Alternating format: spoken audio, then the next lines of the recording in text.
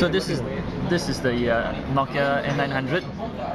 This will be available from Singapore from March 27th onwards, and we are already taking pre-order on our website currently. This is the first cellular device that runs on our Maemo operating system, and then as you can see, there's quite a different user interface from what you've seen from Nokia before, right? And it's a totally redesigned user interface. What I've just shown you is the panoramic desktop. So it has a maximum of 4 different screens, 1, 2, 3, 4, and as you can see, I can configure the desktop pretty much to do what I want. So for example, I can choose to move my widgets around. Here I have a weather widget. I can choose which country to look at. The last place I traveled to was Bangkok, which is why it's showing there. These things here are bookmarks, so they are visual bookmarks that gives you a very good visual indication of what those bookmarks link to. Okay. There's an OV bar here that gives you quick access to all the OV services. I can move these things around, so I can, it's totally flexible in that sense, right? And this other screen here is where my sort of social things, where I put my social things here. I have my Facebook widget. These are RSS feeds, so I've subscribed to feeds from, let's say, Google News as well as SoccerNet, because I'm a bit of a minor soccer fan, and here's a media player there. This is where I put a photo frame of all my favorite pictures of my son, and then quick access to phone call, contact books, email, SMS, and my schedule for the day as well.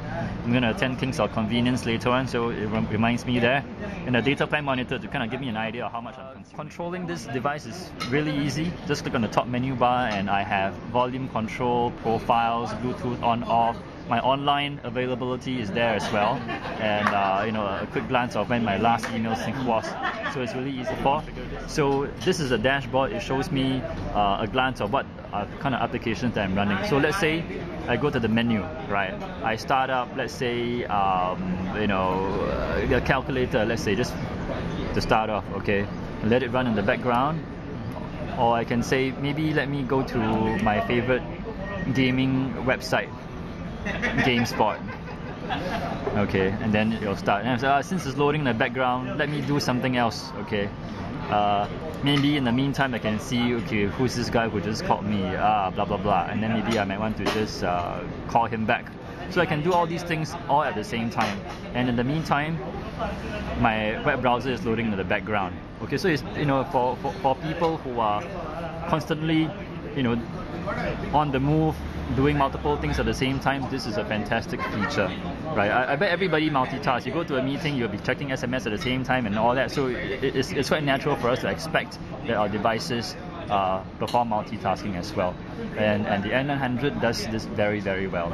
Okay, so very nicely we've just come to the point where GameSpot is loading up on this browser, and as you can see, right, GameSpot looks exactly the same way that it does when you access it from your PC. Because of and that's because this browser is a Mozilla-based browser, and not only that, it supports also Ajax and Flash. Currently the version is 9.4, right? So you don't really lose anything when you surf the web on this browser versus what you do on your PC. What about HTML5? It's supported as well. So as you can see, right, all the Flash elements are rendered very beautifully. You can interact with them normally as you would as well. There's a stylus with this device, right? So you can use it for very fine-grained sort of interaction, right? I think I clicked on it. So now I'm in. So perhaps the text might be a little bit small. No worries. You can zoom in by doing this clockwise rotation with the stylus, and you can see that it's really the full web, right? On a lot of mobile web browsers, right, you get pretty much a summarized view of what the website offers, but with the N900 you get pretty much everything, right? The zooming feature again, please. Okay, so the zooming, how you do it is you just go clockwise to zoom in, and then to zoom out you do that. You can show multiple pages, right? You can show multiple pages. So that's through the dashboard multitasking view. So either I will click on that and it goes to the dashboard. Okay. Or the other way of doing it is, let me go back there again. Hang on. Let me go back there again, and then I can do a keyboard shortcut, Control Backspace, and it brings me back there as well. Okay, and just for the sake of demonstration, right, I can show you just launching multiple pages, new window. Right, so perhaps I want to find out what happened last night in a major news.google.com perhaps. Okay. And then it goes there. And then in the meantime, it takes some time to load over. Oh, actually, it's pretty fast. Okay, so 3G network Singapore works very, very well. So we are there now. Okay, so maybe I guess one of the most frequently used activities that you do on the web is to search for things. And then this browser also has built-in features that make it very easy for doing that. So let's say I want to find out where's the best nasi padang in Singapore. Okay, I'll just put nasi padang. Right. Obviously, this address bar, but so it won't work here. But if you notice, there's a Google search bar here. If I click on that, then it does the search immediately. So it posts it there, and then I get to the results page straight away. So it's really fantastic. And if you see, the results are presented exactly the same way as you would experience it on your PC, right? It's only in landscape mode, or can be portrait? So currently in this particular firmware release, browsing is only available in the landscape mode. But we are constantly improving the firmware as we go along, and then we do have plans to introduce the portrait mode browsing in the future firmware release. So are there any support for other browsers like for example Opera and okay, so this is Maemo. It's built on Linux, right? So it's an open platform, and then pretty much developers can come in and port any existing browsers or applications into this particular platform.